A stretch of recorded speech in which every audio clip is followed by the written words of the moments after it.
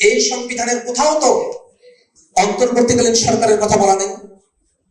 তাহলে সেই অন্তর্বর্তীকালীন সরকারের শপথ অনুষ্ঠানে বিএনপির নেতারা কোন সাংবিধানিক উপায়ে উপস্থিত ছিলেন সে প্রশ্নটা আমরা করতে চাই।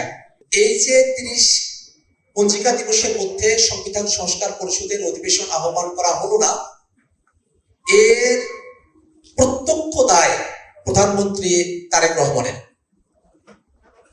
আজকে স্বরাষ্ট্রমন্ত্রী সালাউদ্দিন ভাই জুলাই সনদ বাস্তবায়ন আদেশকে কখনো অসাংবিধানিক, কখনো জোর জবরদস্তিমূলক সম্বোধন করেছেন, কিন্তু তিনি এটা ভুলে গিয়েছেন যে আজকের প্রধানমন্ত্রী নির্বাচনের আগে তিনি এই আদেশ মেনে গণভোটে হ্যাঁ পক্ষে তিনি ক্যাম্পেইন করেছেন। গণভোটের কথা যে আদেশের মধ্যে বলা হলো,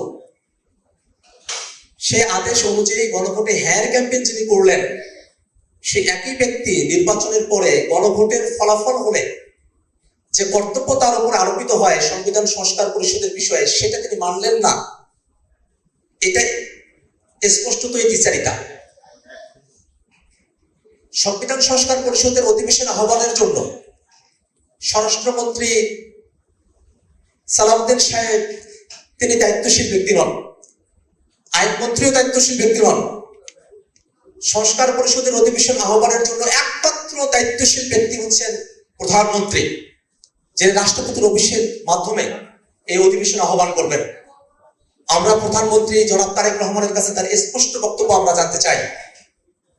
যিনি নির্বাচনের আগে গণভোটে হ্যাঁ কথা বলেছেন, ব্যক্তিগতভাবে তার দলের লোকদেরকেও তিনি দলীয়ভাবে হ্যাঁ পক্ষে অবস্থান নেওয়ার জন্য বলেছেন, সেই প্রধানমন্ত্রী তার কমিটমেন্ট থেকে, জাতির কাছে ওয়াদা থেকে তিনি নিজেকে কেন বিরত রেখেছেন, সেই ব্যাখ্যা প্রধানমন্ত্রী তারেক রহমানকে দিতে হবে। এমন জনগুরুত্বপূর্ণ একটা বিষয় যেখানে 24-এর অভ্যুত্থানের মধ্য দিয়ে জনগণের অভিপ্রায়, সার্বভৌম অভিপ্রায়ের প্রকাশ ঘটেছে। মা, পিম্পল 5 দিনেই চলে যাবে। যাবে না মা, যাবে। নিমের 5 অংশের পাওয়ারে 5 দিনেই দূর হবে পিম্পল। হিমালয়া পিউরিফাইং নিম ফেস ওয়াশ। 26-এর নির্বাচনের মধ্য দিয়ে 70% মানুষ গণভোটে হায়ের পক্ষে তাদের মতামত দিয়েছেন। এত বিপুল সমর্থন থাকার পরেও প্রধানমন্ত্রী তারেক রহমান গণভোটের প্রসঙ্গ, সংস্কারের প্রসঙ্গ, সংবিধান সংস্কার পরিষদের প্রসঙ্গ তিনি এড়িয়ে যেতে পারেন না। অবশ্যই প্রধানমন্ত্রী তারেক রহমানকে তার ব্যক্তিগত বক্তব্য, এবং তিনি একটি দায়িত্বশীল অবস্থানে রয়েছেন, সেই দায়িত্বশীল জায়গা থেকে তার বক্তব্য অবশ্যই পরিষ্কার করতে হবে।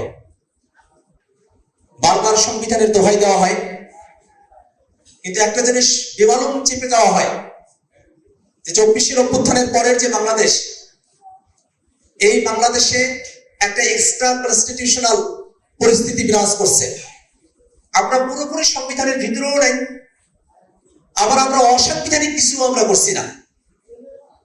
যদি অসাংবিধানিকতার দোহাই দেওয়া হয়, তাহলে আজকে বিএনপির যিনি আইনমন্ত্রী আছেন, তিনি তখনকার অ্যাটর্নি জেনারেল, সরকার গঠন হওয়ার আগেই 5 তারিখের পর বিএনপি অ্যাটর্নি জেনারেলের অফিস কিভাবে দখল করেছিল, সেটা কি সংবিধান সম্মত ছিল কিনা সেই প্রশ্ন আমাদের আছে।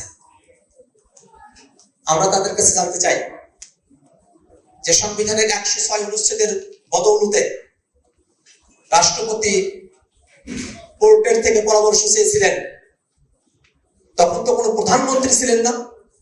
তার থেকে পরামর্শ নিয়ে রাষ্ট্রপতি কোর্টের কাছে পরামর্শ চাইলেন, সেখানে সাংবিধানিকতা রক্ষা হলো কিনা সে প্রশ্ন আমরা করতে চাই। যে রাষ্ট্রপতি একটা তত্ত্বাবধায়ক সরকারের ফর্মুলা সংবিধানে না থাকার কারণে হাসিনার সময় থেকেই বলা হতো তত্ত্বাবধায়ক সরকার হবে না। এই সংবিধানের কোথাও তো অন্তর্বর্তীকালীন সরকারের কথা বলা নেই। তাহলে সেই অন্তর্বর্তীকালীন সরকারের শপথ অনুষ্ঠানে বিএনপির নেতারা কোন সাংবিধানিক উপায়ে উপস্থিত ছিলেন সে প্রশ্নটা আমরা করতে চাই।